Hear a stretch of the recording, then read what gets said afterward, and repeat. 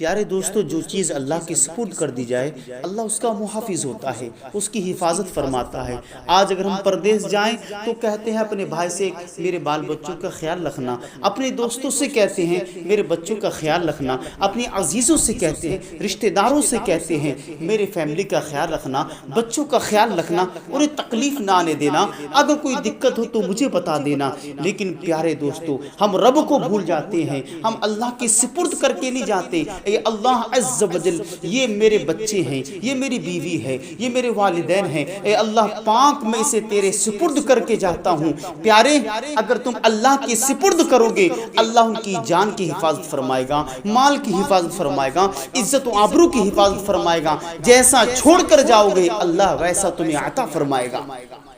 فرمایا جاتا ہے سیدنا عمر رضی اللہ تعالیٰ عنہ بیٹھے ہوئے ہیں، ان کے سامنے سے ایک نوجوان گزرا جس کے کاندھے پر بچہ ہے۔ عمر رضی اللہ تعالیٰ عنہ نے فرمایا اے لوگوں دیکھو، میں نے اس سے عجیب تر کوئی بچہ نہیں دیکھا، میں نے ایسا بچہ آج تک نہیں دیکھا جو باپ سے اتنا مشابہت رکھتا ہو۔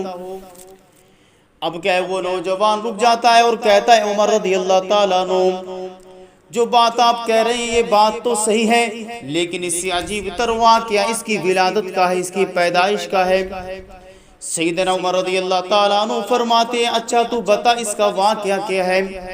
وہ نوجوان کہتا ہے جب میری بیوی حاملہ تھی، جہاد کے لیے مجھے جانا پڑا، اللہ کی راہ میں مجھے جانا پڑا، میں نے اللہ سے دعا کی اللہ عز و جل میں اپنے اس بچے کو تیرے سپرد کر کے جاتا ہوں جو دنیا میں آنے والا ہے۔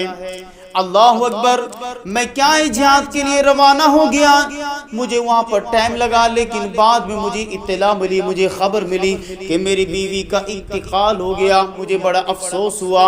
اللہ اکبر، جب میں واپس آیا میں نے لوگوں سے کہا کہ مجھے اس کی قبر پر لے چلو، میری بیوی کی قبر کون سی ہے؟ اللہ اکبر، میرا ایک عزیز مجھے قبر پر لے گیا۔ اب کیا ہے، قبر پر جا کر میں نے کیا دیکھتا ہوں، ایک روشنی سے نکل رہی ہے، ایک ترنگے سے نکل رہی ہے، ایک لائٹ نکل رہی ہے، روشنی نکل رہی ہے۔ میں نے اپنے عزیز سے پوچھا یہ روشنی کیسی ہے؟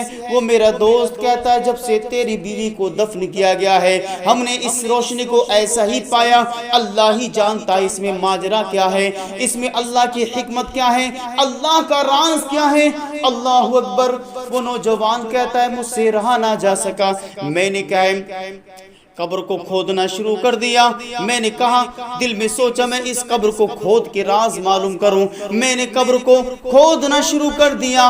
اللہ اکبر، جب قبر کو کھود چکا تو میں کیا دیکھتا ہوں، میری بیوی کی لاش ہے اور اس لاش کے پاس ایک نونہال چھوٹا سا بچہ کھیل رہا ہے۔ اللہ اکبر، میں نے دیکھ کر حیران ہو گیا کہ میری بیوی جو حاملہ تھی، اللہ اکبر، مرنے کے بعد وہ قبر کے اندر بچہ ولادت پا چکا ہے، پیدائش پا چکا ہے، بچہ کھیل رہا ہے۔ میں نے بچے کو گود میں اٹھایا، جیسے ہی میں نے بچے کو گود میں اٹھایا اچانک غیب سے ندا آئی، اے نوجوان یہ تیرا بچہ ہے جو تو ہمارے سپرد کر کے گیا تھا، اگر تو اپنی بیوی کو بھی ہمارے سپرد کر کے جاتا آج اس بچے کے ساتھ اسے بھی تیرے پاس لوٹا دیتے، جیسے ہم نے اس کی حفاظت کی ہے اس کی جان کو بھی بخش دیتے۔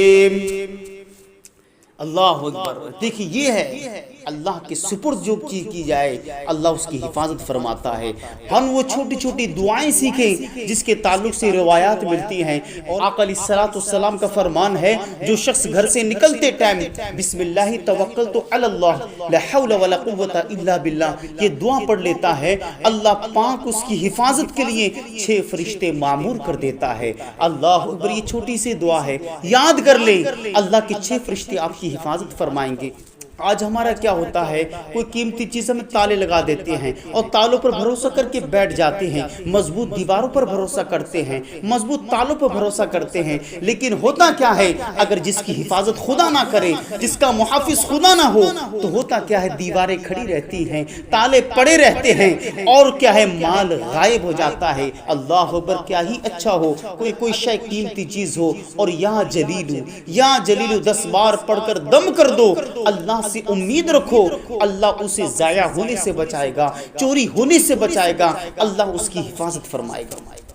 اسی طریقے سے اور فرمایا جب کوئی نقصان ہو جائے، چوری ہو جائے، آگ لگ جائے، کاروبار ٹھپ ہو جائے، کسی کا انتقال ہو جائے تو انا للہ و انا الیہ راجعون پڑھو۔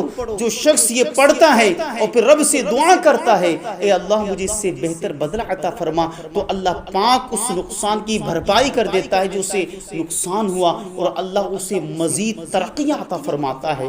بعض لوگ سمجھتے ہیں کہ انا للہ و انا الیہ راجعون یہ موت کی دعا ہے۔ پیارے یہ موت کی دعا نہیں بلکہ نقصان جب ہو جائے، کوئی بھی نقصان ہو، اس نقصان کے بعد پڑھی جانے والی دعا ہے۔ اگر آپ یہ دعا پڑھیں گے اللہ پاک آپ کے نقصان کی بھرپائی کرے گا، اللہ پاک آپ کو جو نقصان ہوا ہے اللہ پاک اس سے زیادہ منافع عطا فرمائے گا۔ اللہ تعالی ہم سب کو نیک عمل کرنے، گناہوں سے بچنے کی توفیق عطا فرمائے۔